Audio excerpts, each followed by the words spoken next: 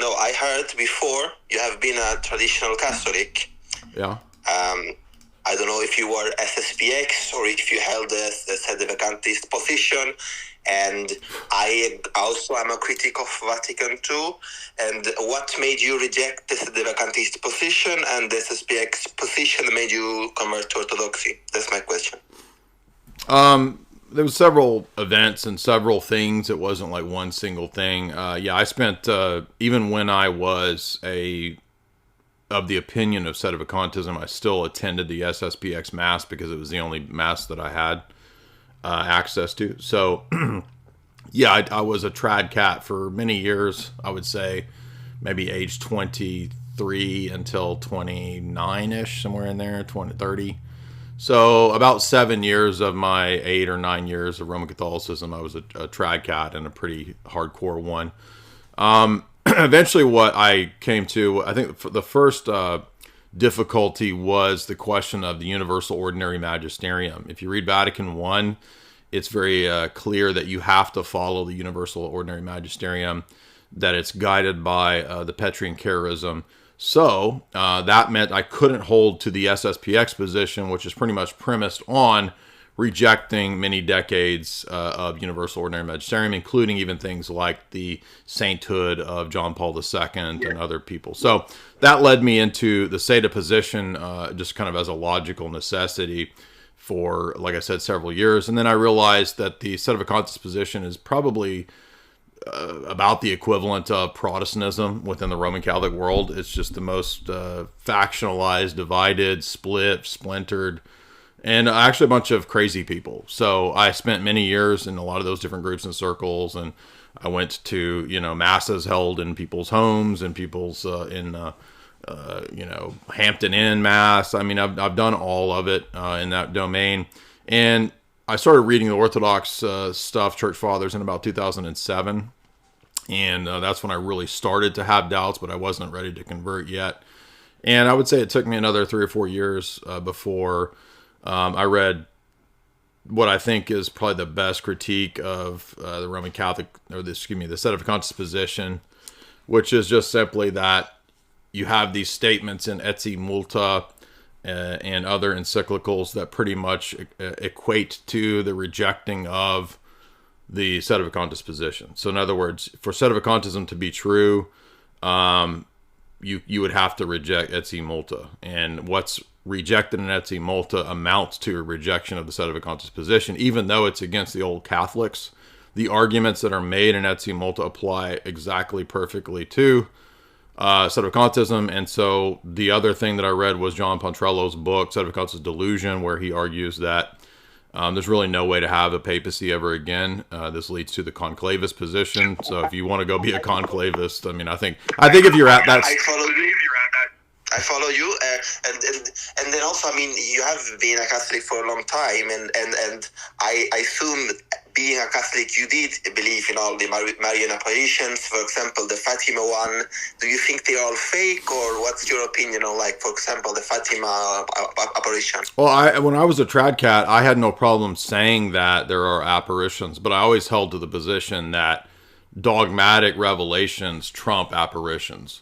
So, I mean, I was fine admitting that there were apparitions, but they didn't play any like crucial role in my approach to doctrine.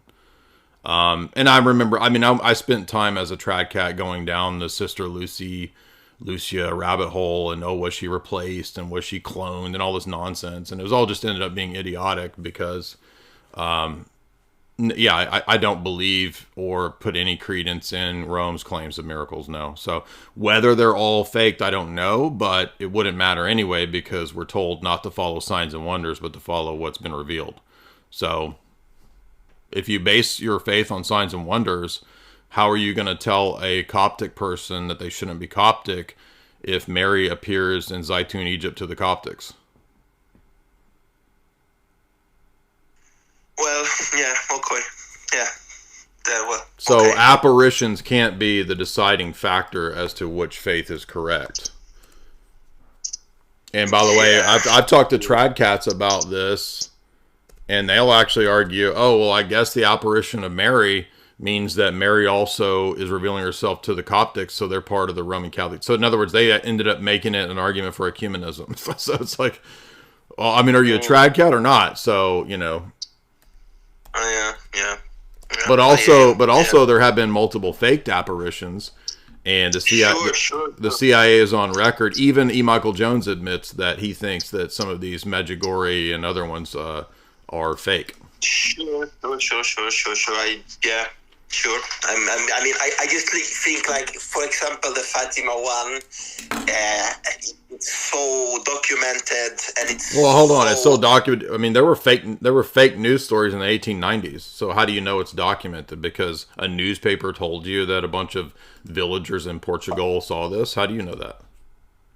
I mean, they were living under a socialist rule, and all the media was socialist, and they came there to prove that these guys were just crazy, and that's when the miracle happened, and then that's why. Well, that's the narrative about Fatima, but I mean, again, there were fake news stories in the 1890s. Look up the Bat People on the Moon story. It's a famous case of the earliest fakings of news stories I'm aware of, and you don't think that. Like, if they wanted to look, here's an argument I make that if you look at the purpose of Fatima seems to target Russia, and doesn't it just magically happen to align with the Anglo-American establishment's designs during the period of the Great Game against Russia? Of course.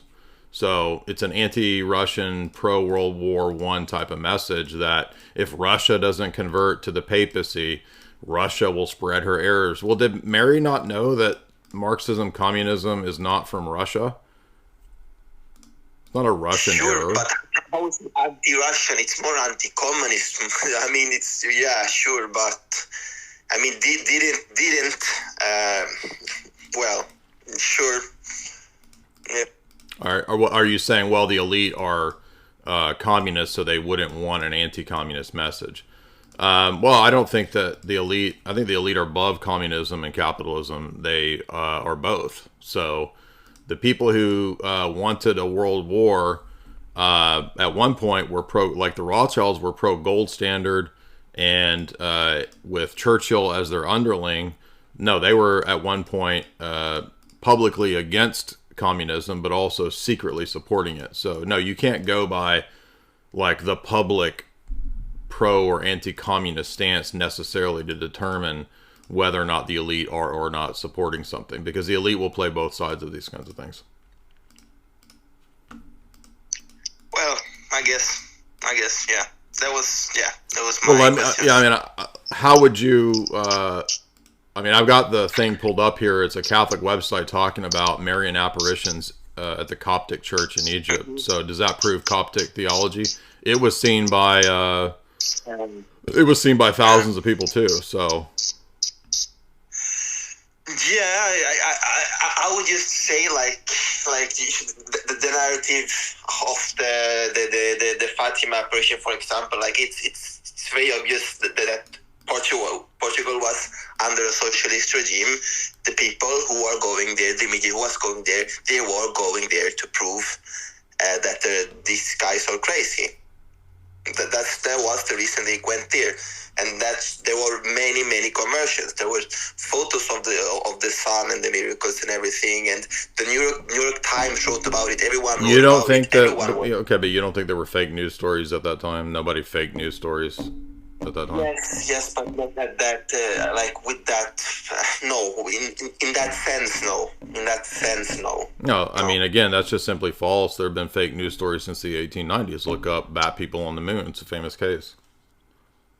That duped all the intellectuals of the 1890s. They literally thought there were bat people on the moon because a prominent public newspaper, Chicago Sun or Sun Tribune or something like that, printed a series of articles claiming that the scientists had proven that there were bat people on the moon. It's a famous case, and this is way before Fatima.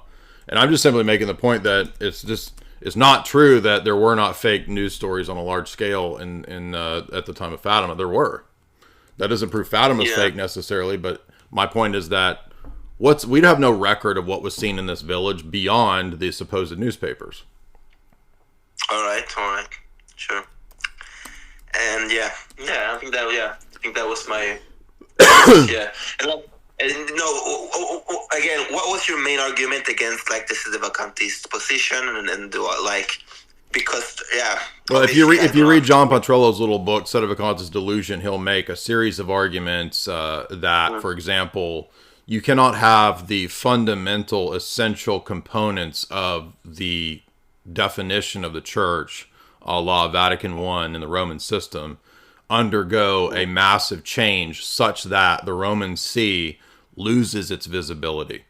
And what I mean is not even in reference to a period of a brief vacancy until another opponent or occupant occupies the See. I'm talking about the complete loss of visible unity of the entire church structure for 70, 80 years, which is no longer in Rome. If you read Vatican I, that's clearly not seen as a possibility at all. It's a foregone conclusion that cannot happen, because it specifically says that there will be successors in the seat of Peter until the return of Christ. It does not say until some undefined end times, and then there's a 100-year vacancy or whatever bull crap the Sedevacantists put in there to make it work. It says until the end, till the return of Christ. So if that position is going to work, you've got to have successors until the return of Christ. You can't have this 70, 80, 100-year vacancy of no popes, plus all the people who would elect the next pope are all now also outside the church and apostates. How are you going to get another pope? This is where you get the idiot cult people at Palomar de Troya who believe they've elected a new pope through a Marian apparition, or you get the conclavists who believe it, and they have the argument is that you have to have popes until the end of the world. That's what Vatican says. Vatican I says. So it's a dead end position. Yeah. It's a defeater. Yeah. It doesn't work. Yeah. You should debate some Sedevacantists. Have you invited someone important? Actually, I've asked Jerry Matitix multiple times over the years to come and debate it, and he won't do it. So. All right. Yeah. Thank you for letting me speak. Great questions. Appreciate it. Yeah. I mean, read Sedevacantism Delusion by John Pontrello. I also did a 3-hour talk on the book, Sedevacantism Delusion.